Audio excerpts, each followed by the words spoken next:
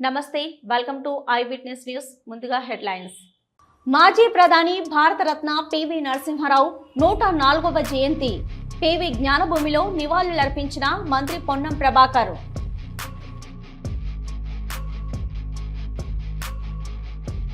తిరుమలలో శ్రీ శ్రీనివాస కళార్చనలో గందరగోళం కళాకారుల నుంచి ప్రదర్శన కొరకు డబ్బులు వసూలు జరిగిందంటూ ఆరోపణలు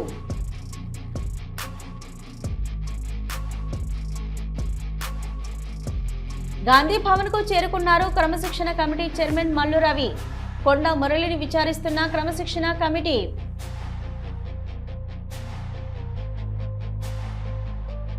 అన్నపూర్ణ క్యాంటీన్ పేరు మార్పు వద్దు బీఆర్ఎస్ నాయకుల ఆందోళన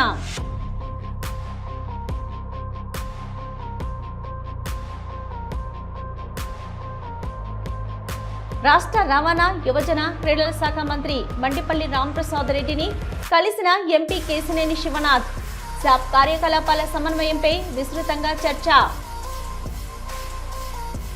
ఘనంగా విశాఖ జగన్నాథ రథయాత్ర భారీగా హాజరైన భక్తులు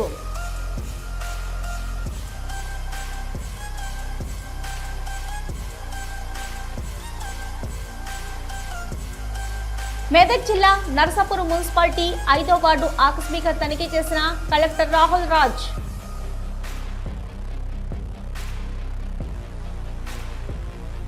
మాజీ ప్రధాని భారతరత్న పివి నరసింహారావు 104వ జయంతి సందర్భంగా పివి జ్ఞానభూమిలో పివి కుటుంబ సభ్యులతో కలిసి మంత్రి పొన్నం ప్రభాకర్ నివాళులర్పించారు.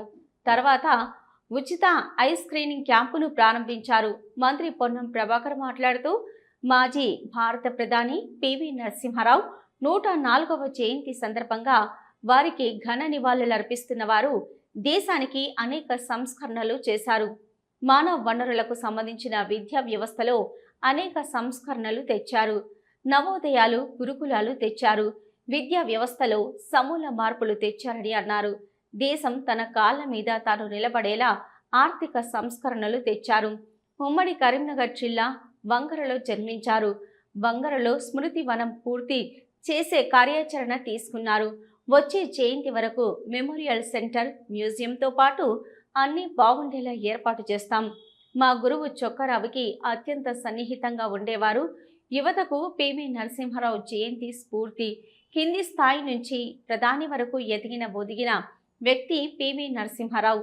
ఆయన ఆర్థిక సంస్కరణలు, విద్యా వ్యవస్థలో చేసిన మార్పులు ఆదర్శనమని కొనియాడారు. తిరుమలలో నిర్వహించే శ్రీ శ్రీనివాస కళ్యార్చనలో గందరగోళ వాతావరణం నెలకొంది. తెలుగు రాష్ట్రాల నుంచి వచ్చిన 2000 మంది కళాకారులు తమ నుంచి ఓ వ్యక్తి 2000 రూపాయలు వసూలు చేశారంటూ చెప్తున్నారు. అయితే నృత్య ప్రదర్శనకు అనుమతి లేకపోవడంతో ఆందోళన చెందారు కళాకారులు. ఆస్థాన మండపం వద్ద బారులు తీరిన కళాకారులు, తల్లిదండ్రులు నృత్య ప్రదర్శనకు అనుమతి ఇవ్వాలని కోరుతున్నారు.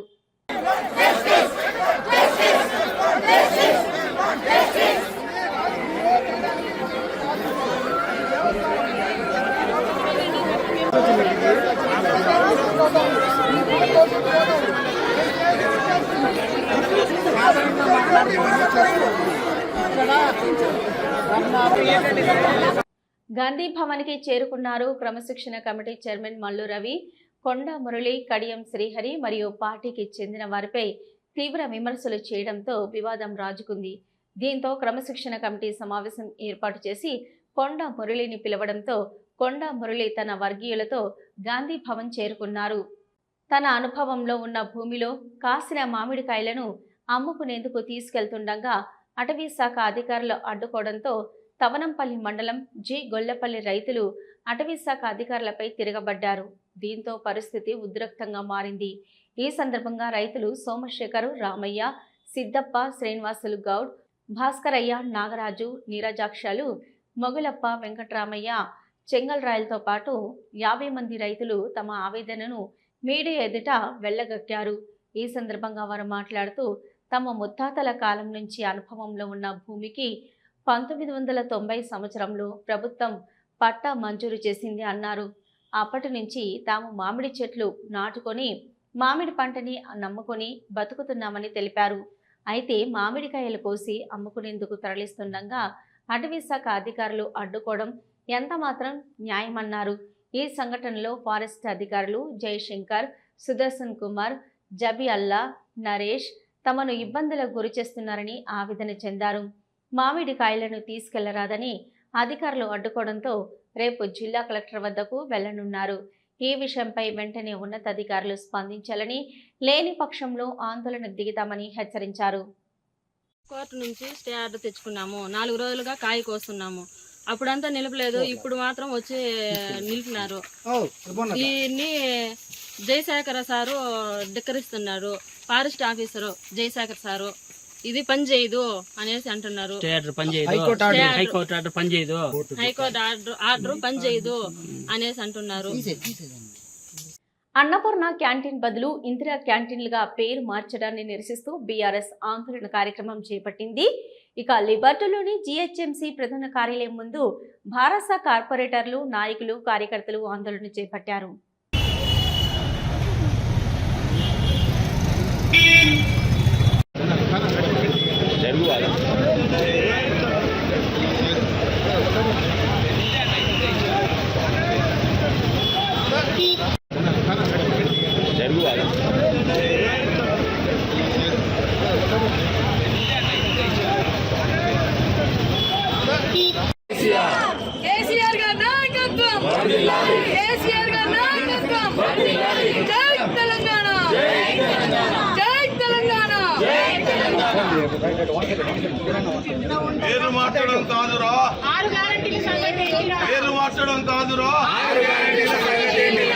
రాష్ట్ర రవాణా, యువజన, క్రీడా శాఖల మంత్రి మండిపల్లి రాంప్రసాద్ రెడ్డిని విజయవాడలోని క్యాంప్ కార్యాలయంలో విజయవాడ ఎంపీ కేశినేని శివనాథ్ చిన్ని మర్యాదపూర్వకంగా కలిశారు.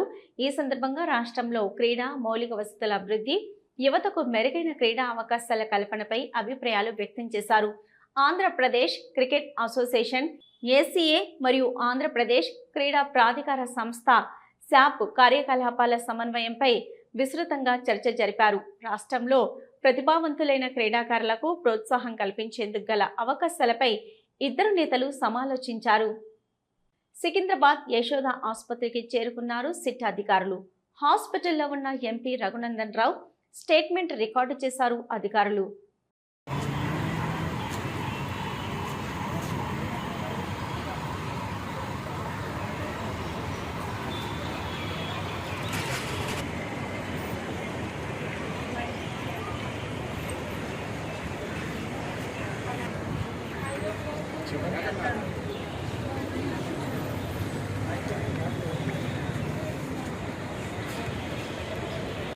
సార్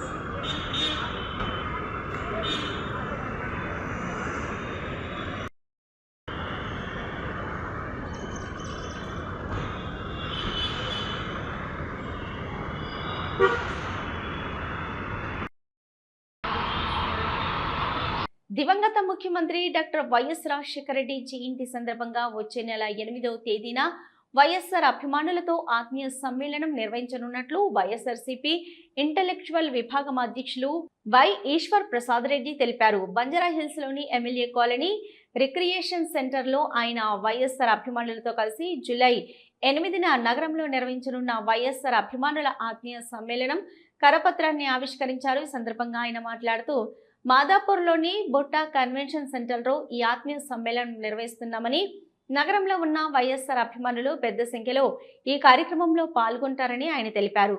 వైఎస్ఆర్ ఒక యుగ పురుషుడని, ప్రతి పేద గుండె తడిని చూశారు కాబట్టే మహానేత అయ్యాడని అన్నారు. ఈ కార్యక్రమంలో నేతలు ఏపీ రెడ్డి, వైఎస్ఆర్సీపీ ఇంటెలెక్చువల్ విభాగం ప్రధాన కార్యదర్శి Chokkam Sanjeevaiah, PS Krishnamohan Reddy, doctor BMK Reddy, V Surendrareddy, B Madhusudan Reddy తదితరులు పాల్గొన్నారు.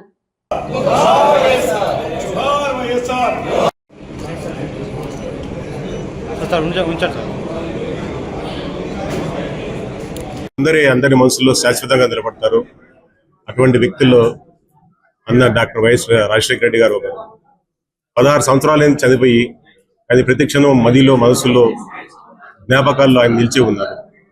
ఆయన పుట్టినరోజు సందర్భంగా జూలై 8వ తారీఖు సేవా కార్యక్రమాలతో పాటు రక్తదానం అటువంటివి, అన్నదానం అటువంటివి సేవా కార్యక్రమాలతో పాటు ఎవరైతే రాజశేఖర రెడ్డి గారిని అభిమానించారో, ఎవరైతే రాజశేఖర రెడ్డి గారి వల్ల లబ్ధి పొందారో, ఎవరైతే వారు ప్రవేశపెట్టిన ఆరోగ్యశ్రీ అయితేనేమి, విద్య కోసం ఆయన ఇచ్చిన ఫీజు రీఎంబర్స్మెంట్ అయితే ఇటువంటి వాటిలో లబ్ధి పొంది ఈ రోజు జీవనాన్ని సాగిస్తున్నారు. వాళ్ళందరికీ ఆయన్ని కృతజ్ఞత తీర్చుకునే రోజుగా భావించి జూలై 8వ తారీఖు గుట్ట కన్వెన్షన్ లో జరిగే కార్యక్రమానికి వచ్చి అందరూ కార్యక్రమం విజయవంతం చేయాలి. విశాఖ కొత్త రోడ్డు వద్ద జగన్నాథ రథయాత్రను ఘనంగా నిర్వహించారు. విశాఖలోని 1 టౌన్ పరిధిలో ఉన్న జగన్నాథ స్వామి ఆలయం నుంచి ప్రారంభమైన యాత్ర జగదంబ సెంటర్ చౌల్ట్రీ వరకు కొనసాగింది. యాత్రలో భారీగా భక్తులు హాజరయ్యారు. మహిళలు, యువతులు, చిన్నారుల ఆటపాటలు, కోలాటాలు, నృత్య ప్రదర్శనలు అందరినీ ఆకట్టుకున్నాయి. ఈ ఆధ్యాత్మిక వేడుకలో విశాఖ ఎంపీ శ్రీ భరత్, ఎమ్మెల్యేలు వంశీ, గణబాబు పాల్గొన్నారు.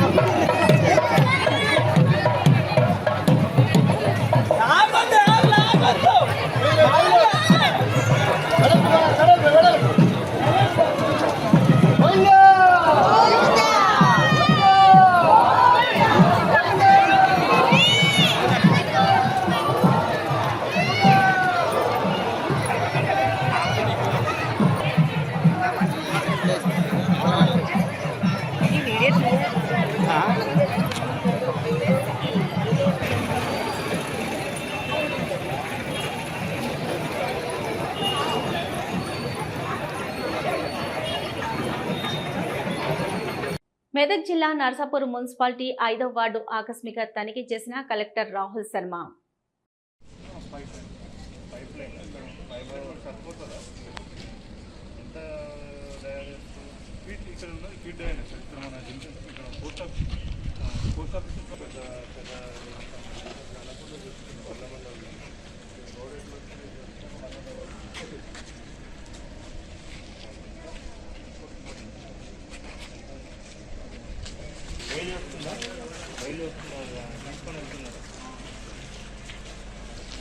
శనివారం ఉదయం శ్రీవారి దర్శనార్థం తిరుమల విచ్చేసిన పలువురు ప్రముఖులు, టీటీడీ అధికారులు స్వాగతం పలికి దర్శన ఏర్పాట్లు చేశారు.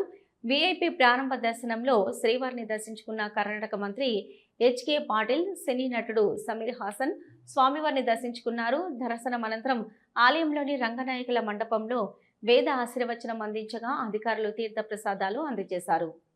ఇవి ఈనాటి వార్తలు. చూస్తూనే ఉండండి న్యూస్.